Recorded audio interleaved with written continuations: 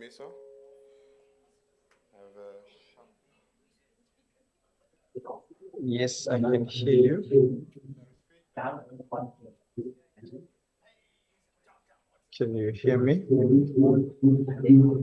yes, I can hear you, but there is feedback. I'm trying to sort out the feedback. Just give me a second. The idea of this one is off. I'll check the other side.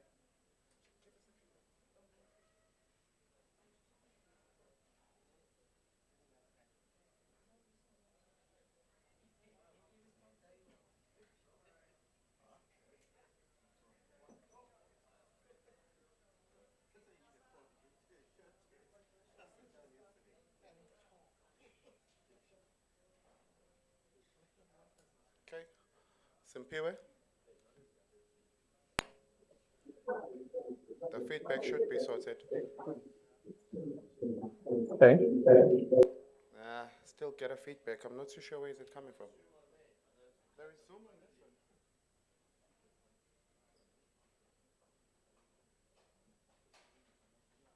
No. Oh.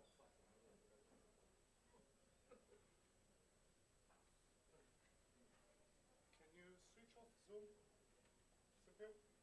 Can you switch off Zoom on those? Idea have that? It's off. All right. All right. Simpiwe, Yes.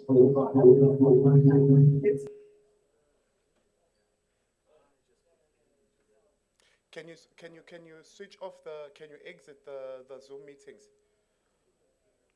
There should be one open. Unless if you are getting a feedback from your side, Smiso, but I don't think it should be the case. Jack, can you check the hosting laptop in front of you, please? Yeah, okay.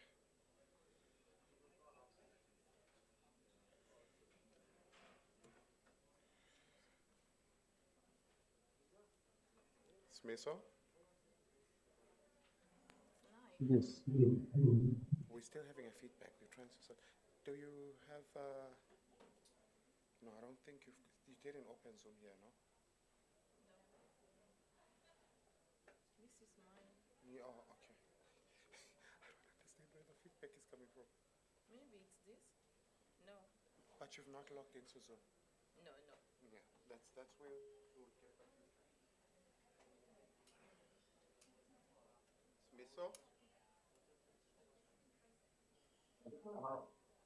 Innocent? yeah, How is it now? that's that's better, but I still get it. I don't understand why. It's better, but we're still getting some feedback. Go on.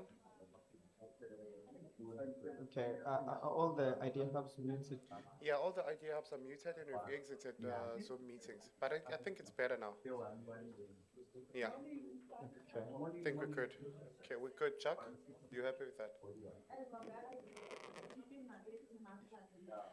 No, it's other people talking. Yeah.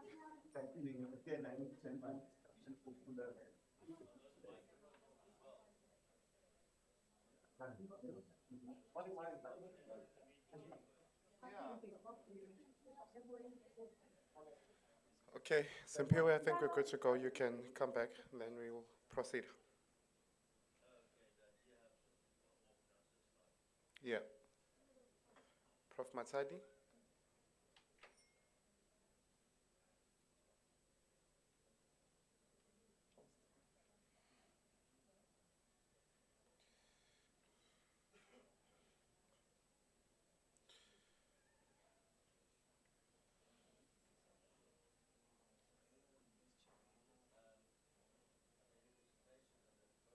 That's what I'm just going to try to establish right now.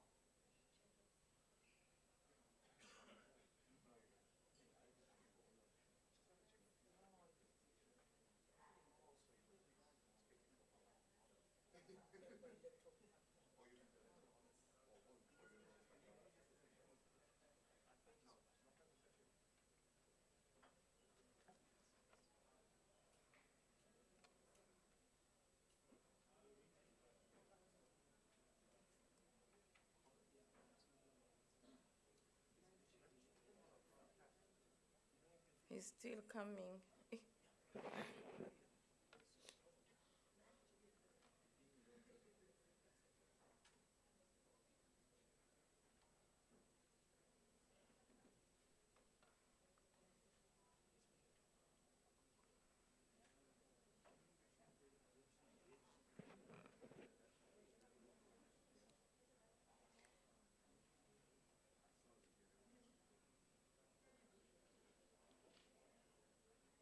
Good morning, ladies and gentlemen.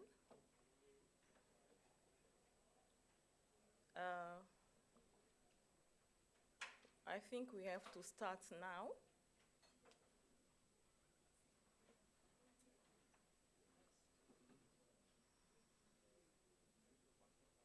To our Dean of the Faculty, Prof. Kreiling, in absentia, the Deputy Dean Research, Prof. Kess, Deputy Dean Teaching and Learning, Prof. Nana, in absentia, to our Registrar of the University of Zululand, Dr. Motilal, the Commissioner of South African Human Rights, Prof. Tepo, and the esteemed audience, I extend my warm greetings to you all. My name is Mafuku Tolen Matadi. I'm an associate professor and the head of the law department. Today marks the concluding day of our Mbali conference. And by now, everyone should be familiar with the acronym Mbali, which stands for Management, Business, Administration, and Legal Initiatives. As you may have noticed, the legal initiatives are the last to be addressed. This sequence signifies that while we may be last, we save the best for last. I believe that you agree with me. Over the past 3 days, we have engaged in 3 vigorous plenary sessions covering numerous topics, such as the middle income trap, its relevance for the South African economics. Another topic was there can be no social justice without epistemic justice.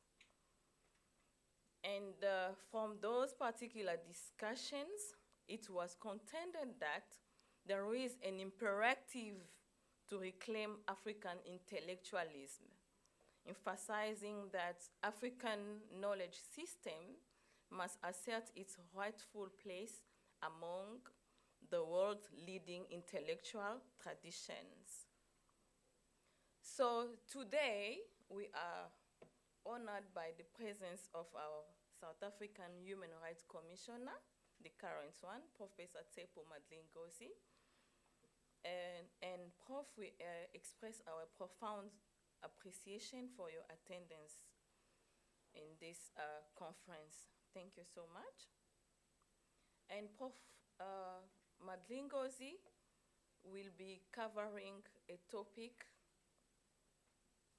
what is the national question 30 years into democracy on radical belongingness and the forging of an inclusive society? And I believe that we are all eager to listen to him. But before doing that, I will invite Professor Aya to introduce our keynote speaker. Thank you.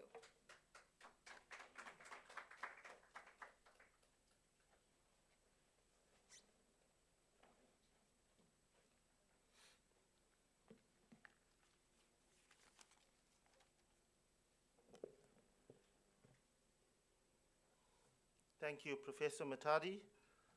Good morning, ladies and gentlemen. I know we're all excited to have reached the final day of this conference. We've had some very interesting speakers during the course of the 3 days, and I'm sure today won't be any different. And I agree with Prof. Matadi. I think we saved the best for last.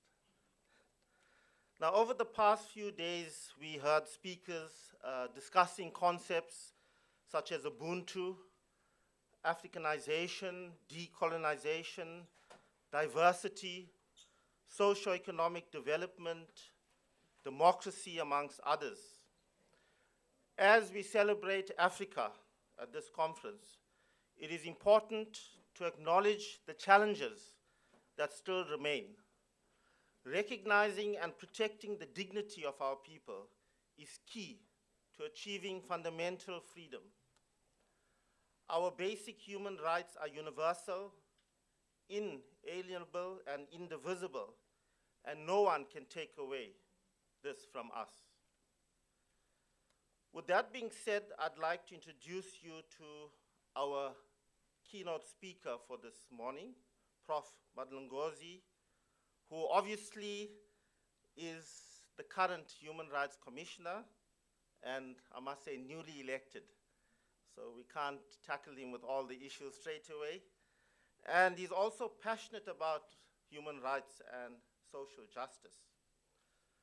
Now, some of you may ask, who is Prof. Madlingozi? He's an academic, critical thinker, and activist. And as I mentioned, the Commissioner of the South African Human Rights Commission. He holds a PhD from the University of London and 2 master's degrees, one in law and the other in sociology from the University of Pretoria. Before being appointed to the commission, he was the director of the Center for Applied Legal Studies at Wits University, and also a professor who taught human rights and social justice at that university. He has been a consultant for local and international governmental organizations, including the Pan-African Parliament and the UN Office of the United Nations High Commissioner for Human Rights. He sat on the boards of several civil society organizations and was a member of the steering committee of the African Coalition for Corporate Accountability, the Right to Protest Project Coalition, and the advisory board of the Health Justice Initiative.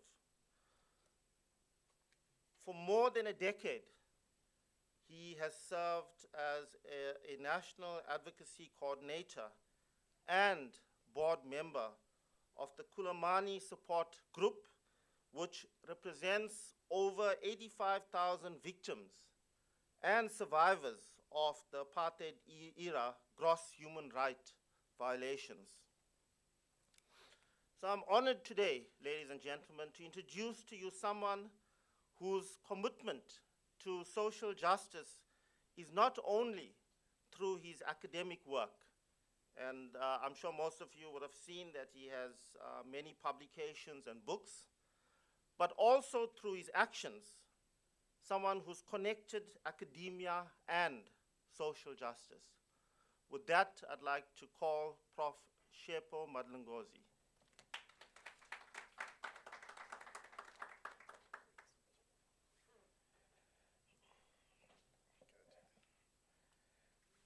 Good morning, Sadibonani, Dumelang, Namaste. What do all those 3 greetings have in common? Sadibonani, Dumelang, Namaste.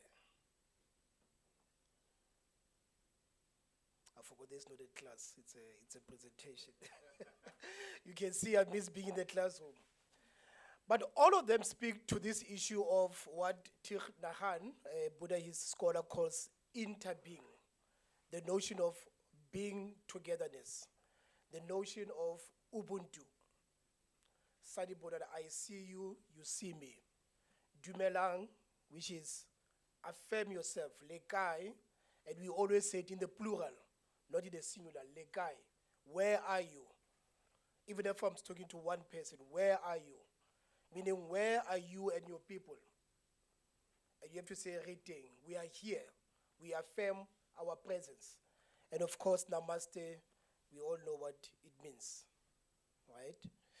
So two themes have, you know, or two motives, not motives, motifs, have been coming throughout the 3 days of this conference. One, this issue of the national development. And of course, the other one, which is the theme of the conference, the theme of African resilience. I want to make two propositions.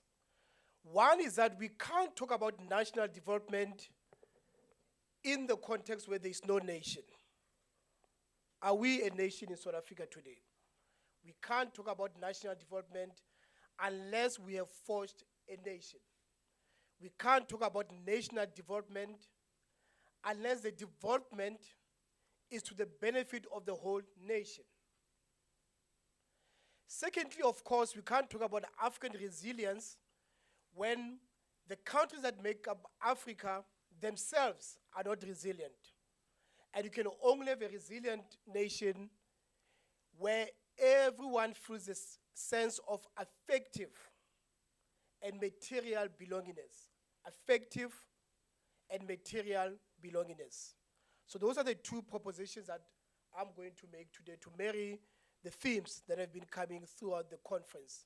First of all, I want to thank Professor Matadi for inviting us, Professor Kasirem, the founder of Mbali, Professor Grilling, the Dean of the faculty, and all colleagues. I'm sorry I didn't get all your names, but thank you so much, Professor Aya, for that beautiful introduction. Thank you so much, those who are attending in person, but also those who are attending online. I don't feel well, so you'll see that my usual animated self won't come through. Normally, I present in a very animated way, but there's something that I ate this morning that did not agree with me. So I'm one of the commissioners of the Human Rights Commission. There are about 7 other commissioners. Our focal area, my office, is justice, education, anti-racism, and equality. Now, as part of this focal area, 2 weeks ago, myself and Sihle, my research advisor, and my PA, we went to Cape Town to undertake monitoring visits because that's one of our mandate as a commission, to do monitoring visits. And we went to 2 places. We went to one place in Philippi, just opposite the airport in Cape Town, Philippi. I don't know if you've been to Philippi. And we went to a place, an informal settlement. I don't know why people call them informal settlement when some of them have been there for 20 years. But of course, we call them informal settlement because we want an excuse not to electrify them, not to supply sanitation, and so forth. So they're still informal. So anyway, let's call them Sheikh settlement for now. So we went to one of them. I've been to many places in South Africa, but I've never seen such a place before. The level of indignity that those people are living in. You know, the sheikhs were dilapidated. A household, about 2,000 households sharing about 8 toilets. And in the middle of this sheikh settlement, there was this pond, and you know, in Cape Town, it rains a lot. There was this pond where it's almost sinking. I could have showed you pictures, but I don't want to be dramatic. You know, if you look at the conditions of these people, 30 years into democracy, they are what Frantz Fanon called a zone of non-beings. A zone of non-beings. You can't say those people enjoy the benefits of being citizens. Complete indignity, slow death every day from diseases that come from there. 30 years into democracy, there are human beings that still live like that. After that, we went across town to meet with leaders of the Rastafari community in a settlement called Marcus Garvey Settlement. You will know that the Rastafari community, what other people call Rastafarians, continue to be marginalized, vulnerable groups in South Africa. what they will say, they continue to be down-pressed, not oppressed, but down-pressed, as they call it. And in these settlements, in the space of 6 months from the beginning of the year up to now, about 11 of their members, of their leaders, have been assassinated because of their need to live, in their own way. 8 of them assassinated. And when we met them, then they told us some of their human rights challenges. This includes the fact that at schools, their children are not allowed to go to school with dreadlocks. That, cannabis, which of course, as you know, is the way that they connect to God. It is central to their religion. If you take that away, there is no Rastafarianism, right? There's no Rastafari culture. To say that it is still not liberated, despite the fact that we've got a legislation. What is that piece of legislation? Private cannabis for private use. Still not, liberated completely.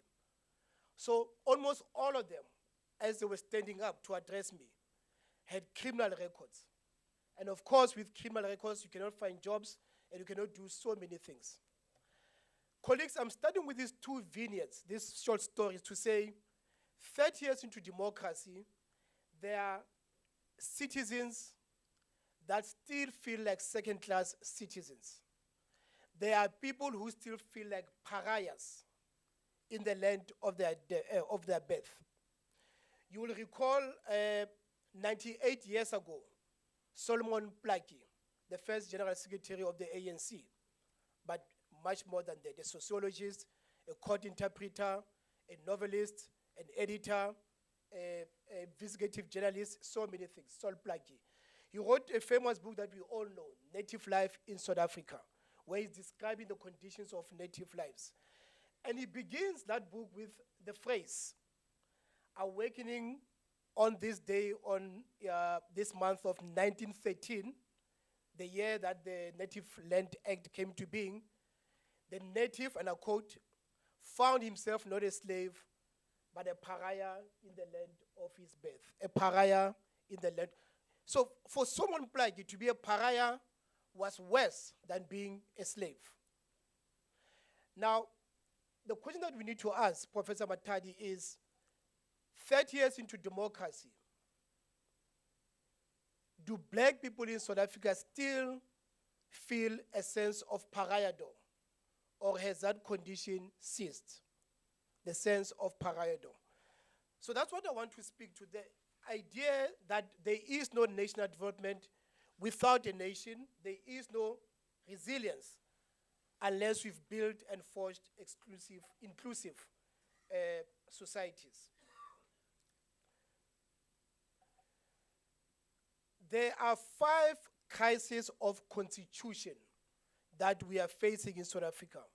I want to argue that there are 5 crises of constitution that we are facing in South Africa. The first crisis is that the majority of South Africans feel pushed to the underside of the new South Africa, the majority of South Africans. You see this in the fact that in South Africa, every year, we have about 2,000 social protests, 2,000 so-called social delivery protests. Now, if you think how many days are there in a year, and you think 2,000, it means on a daily basis, more than 10 communities revolt because of lack of water, lack of access to healthcare, lack of access to electricity, corruption, and lack of local democracy. In fact, it's a misnomer to call them social delivery protests because they are more than that. How do we understand that we've got so many protests in the context of such a good constitution which establishes institutions like ours, the Human Rights Commission, the Public Protector, the Auditor General, Parliament, and so many?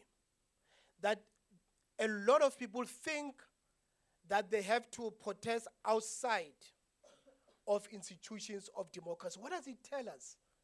That a lot of people feel that to get what belongs to them, they need to protest extra-institutional, outside of institutions of democracy.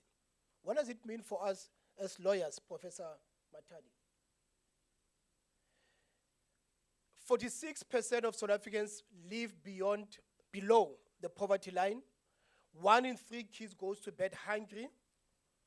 About 65% of the youth are unemployed. Those are harrowing statistics. You know, we are so used to say South Africa is the most unequal country in the world. But we've said, you know, almost mechanically. What does it mean to be the most unequal country in the world?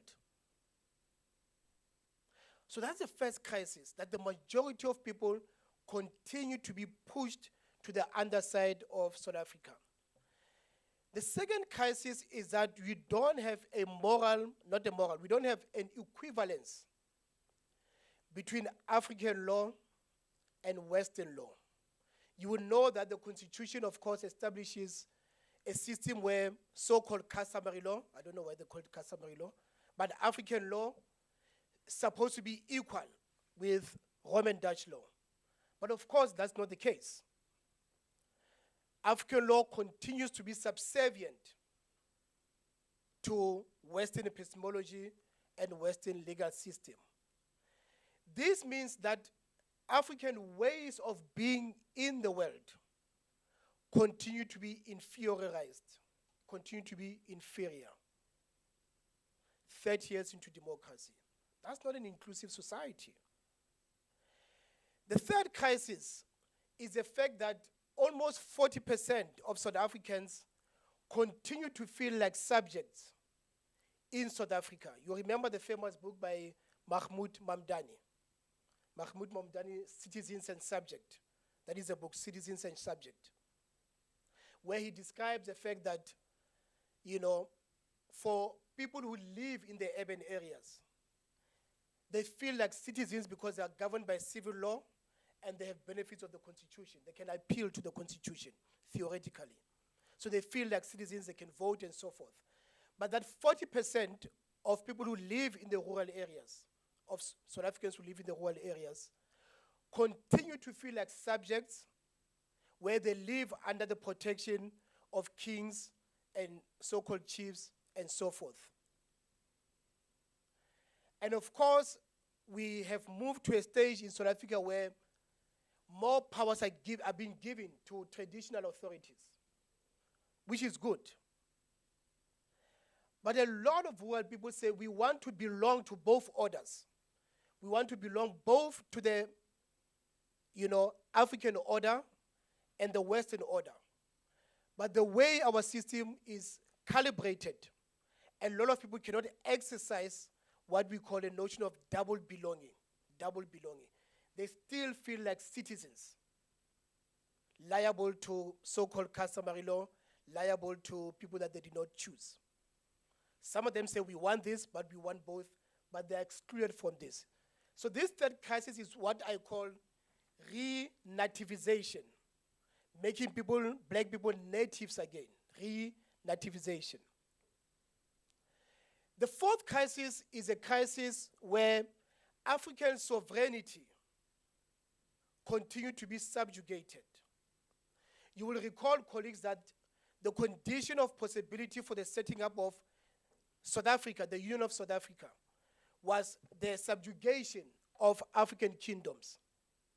You will recall that there was a 100-year wars of dispossession, culminating in the fall of the Zulu kingdom.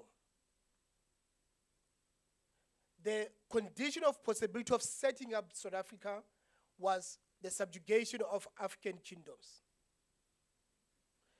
Today, has that condition been reversed? Do chiefs and kings and African sovereignties feel a sense of proper recognition? So that's the fourth crisis. How do we understand this, the fact that South Africa was created on the basis of this subjugation, and that subjugation continues? Could you say this is a condition of decolonization or not? The fourth crisis is a crisis that I called the ongoing settler-native relations. Migration is a normal process, people migrate. But where migration leads to land dispossession, it creates two conditions or two subjectivities. The one subjectivity is that some become settlers because they come and take the land, and some become natives because land is taken away from them. A settler-native relation. Of course, we have not done very well in terms of redistribution of the land, restitution of the land. And therefore, the last crisis is this crisis of ongoing native-settler relation. Very, very dangerous. Very, very, very dangerous. This 5 crisis is a crisis that I call constitutionalism without a constitution. Constitutionalism without a constitution. We've got a constitutionalism, but we don't have a constitution. By constitution, Professor Matadi, I don't mean constitution as we normally say in literature, the framework. By constitution, I'm returning to the original Latin understanding of constitution, constere, meaning to stand together. Constitution, to stand together. Or in my language, we call the constitution molaoteo, molaoteo. It is supposed to found something. 30 years into democracy, we are not standing together. If those 5 crises are anything to go by. If those statistics that I mentioned at the beginning are anything to stand by. We have not found a post-segregationist, a post-apartheid society. You know, there's a group here in KZN called Abahlali Basemjondolo. I don't know if you know that group. It's a group of shack dwellers from Kennedy Road, but now it's national. The biggest social movement of impoverished people, poor people, Abahlali Basemjondolo. Every year on the 27th of April, when we celebrate Freedom Day, they stage what they call Unfreedom Day. Unfreedom Day. They mourn Unfreedom Day. While we celebrate Freedom Day, they mourn Unfreedom Day. And this is how they explain it. They explain that the state of unfreedom is a liminal space. It's an in-between state between apartheid and post-apartheid. Of course, I know some of you are radical decolonialists. You will say that we are still under apartheid, but I mean, I look young, but I'm very old. Those of us who lived during apartheid cannot say that we have apartheid today. That would be unfair. A lot of things have changed. But at the same time, can we say we are in a state of post-apartheid? Abahlali proposes that we are in a state of unfreedom, a liminal space between freedom and apartheid and post-apartheid. Let's go deeper. Zululand says a note for African thought. So let's go to African thought a little bit. I want to argue that what we are dealing with is not simply the fact that we have not forged a new nation. I want to argue that we have not even rebuilt the world. We have not built the world. As the wars of dispossession were continuing and conquest and colonization was intensifying in the 18th century, black people during those wars used to say, ilizwe lifile, the nation is dead. But the deeper meaning was worse than that. It said, the world is dead. The world is dead. Conquest, land dispossession, the eruption of Western modernity led to ilizwe lifile, what in Palestine they will call Nakba. Ilizwe lifile, the world is dead. And what they were proposing with that was that conquest and colonization has led to the shattering of the socio-cultural world of black people at the spiritual level, at the material level, at the social level, that the world made up of those who are living, those who are the living dead, and those that are yet to be born, that world has been shattered. Ilizwe lifile. What was the answer to Ilizwe lifile? The answer was, of course, was Mayibuye i-Africa. Mayibuye i-Africa. A node for African thought. Mayibuye i-Africa. Africa, come back. Africa, resurrect. Remember the word. Remember, not remember, but remember. Remember the word. Mayibuye i-Africa.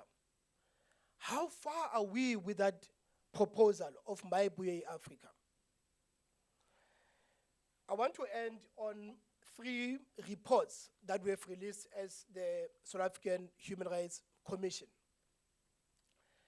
The first report, sorry, I need some water. The first report is a 2017 State of Equality report. 2017 State of Equality report.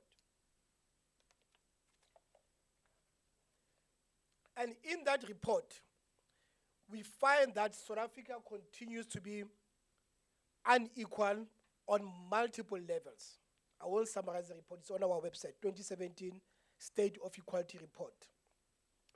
But we make 2 findings.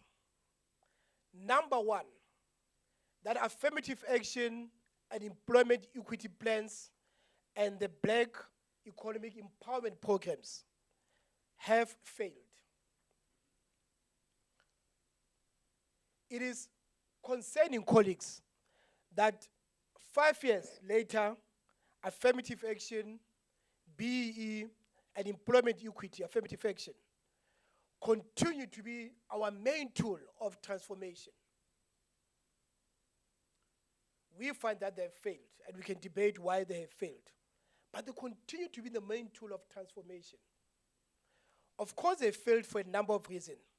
I want to propose, this is not in the report, but I want to propose that they failed because they are not measures for transformation.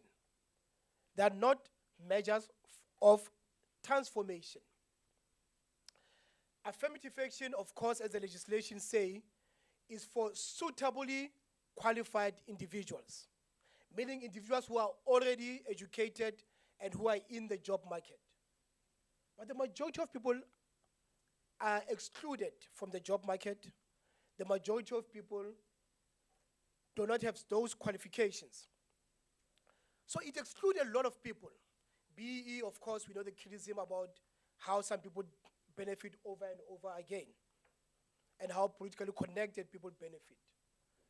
So the debate that we need to be having, colleagues, is what should be the tools of transformation then, in a context where we argue, you can disagree, that BEE and affirmative action have failed. What should be the tools of transformation to forge an inclusive society?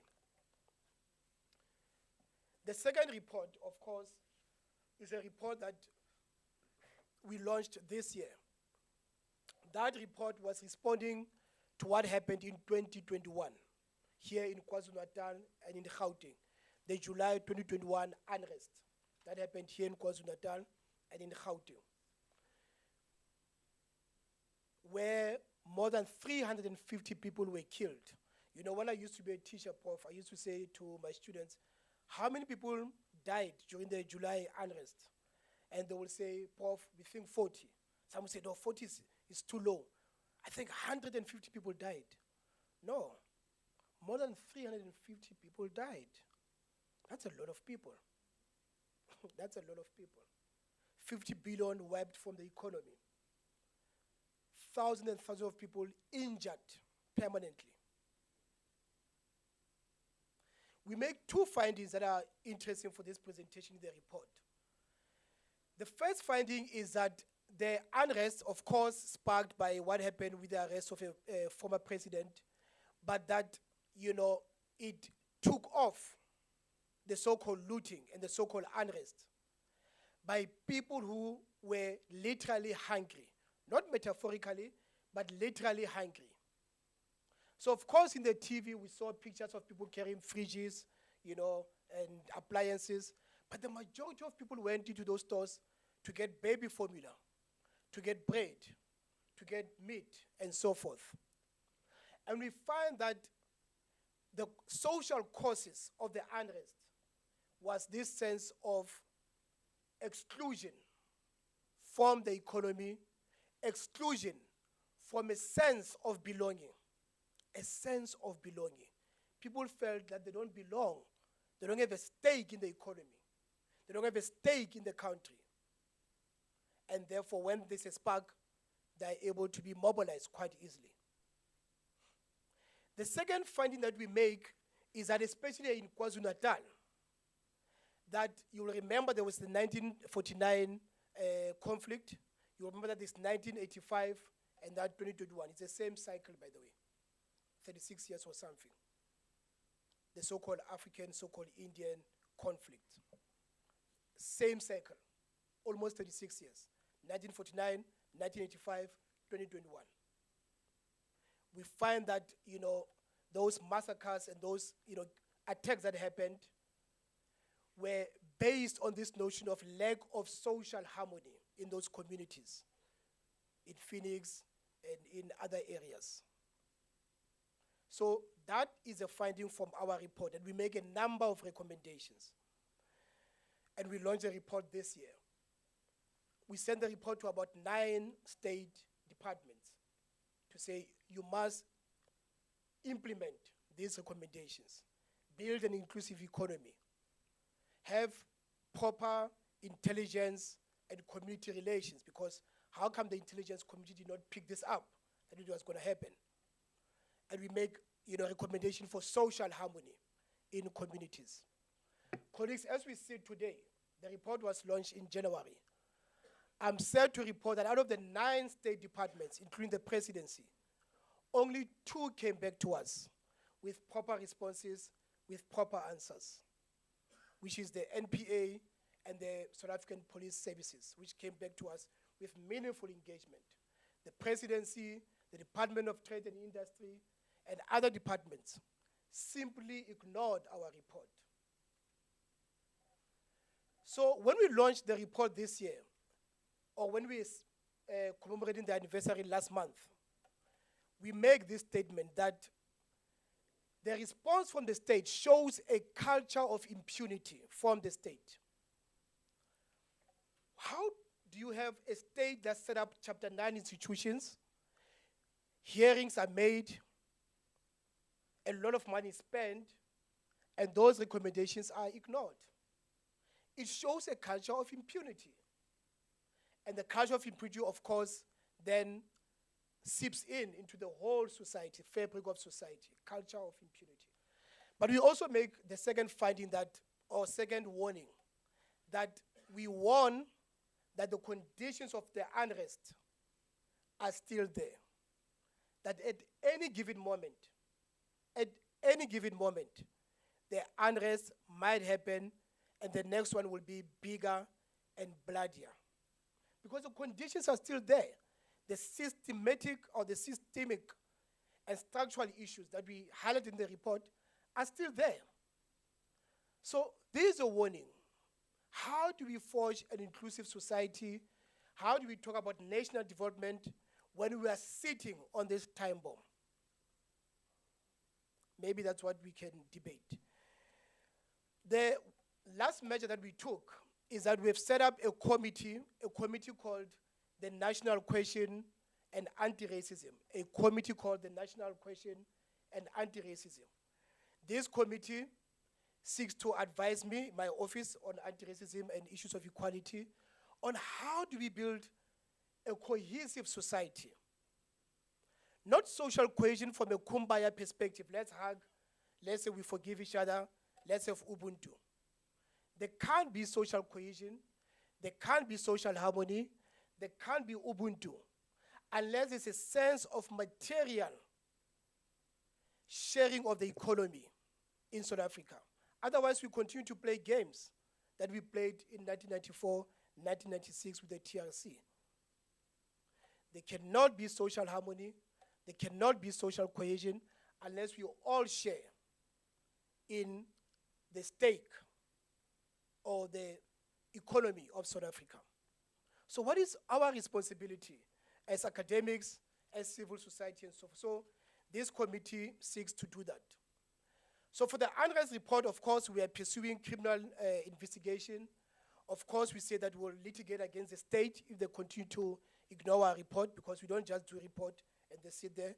We say we're going to litigate against the state. We'll go to the speaker, we'll go to the president. If we don't get job, we'll litigate. But we've also set up an initiative, which is where I want to end. I don't know how long I've been talking for. Where I want to end. We have set up an initiative that I would like to invite you to be part of that initiative. And the initiative is called the SHINE initiative. SHINE, S-H-I-N-E, SHINE. Social harmony through national effort. Social harmony through national effort. Of course, we continue to pursue investigations for human rights violations. Of course, we continue to hold the state and private actors accountable. But the root of the issue is that we don't have a socially cohesive society.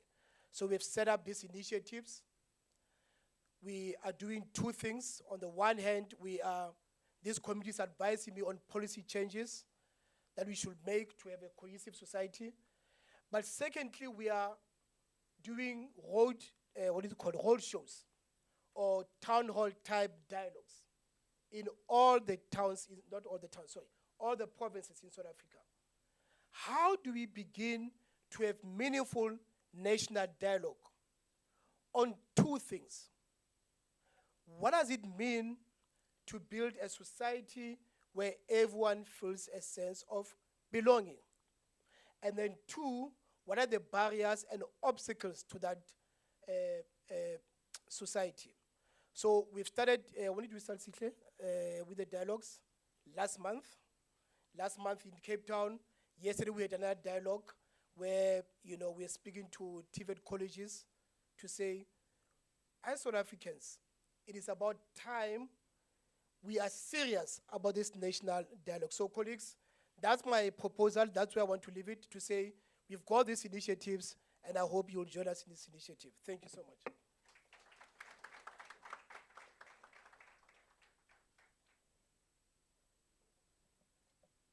Thank you, Prof. Madlingozi. As a reminder, with respect to the topic, Prof. Madlingozi was talking about what's the national question 30 years in democracy on radical belongingness and forging an inclusive society. So a takeaway point should be there is no national development without a nation. There is no resilience unless you have built and forged an inclusive society. With respect to SHINE, the law department has signed a memorandum of agreement with the South African Human Rights Commission, and we will be discussing about SHINE, and we'll have a UniZulu chapter discussing about SHINE as well. So thank you so much for that opportunity, Commissioner. Having said that, we have now our Dean of the faculty, Prof. Reiling, who would like to give you a token of appreciation, Prof.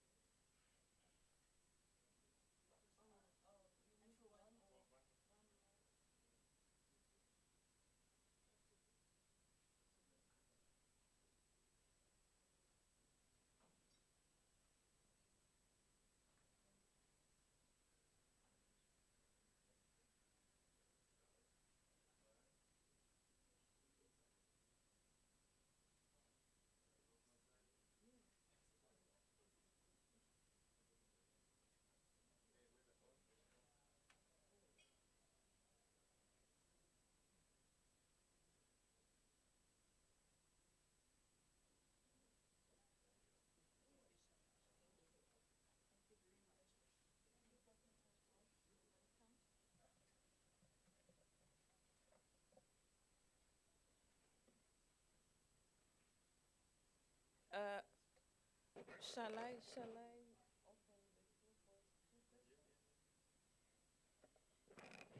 Ladies and gentlemen, the floor is open for a few questions or concerns if you have.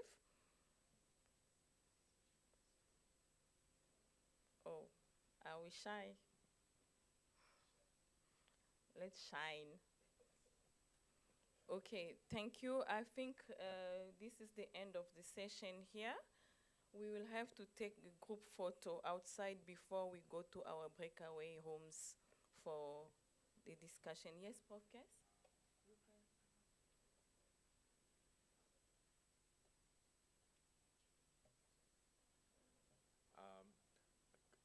Colleagues, presenters, guests, we want an evaluation of the conference. So we put out a link on the website as well as sent emails to all of you to please take a few moments to comment on the plenary, including Prof. Madlonkozi's keynote address, and as well as the other plenary speakers and other aspects of the conference. It will help us to prepare better conferences in the future. Thanks. Thank you, Prof. Kess. I think it's time to take a group photo outside. First, we'll take the executive managers will take a photo with the commissioner. Thereafter, we need another group photo as participants, and then we go for tea and also into the breakaway sessions. Thank you so much.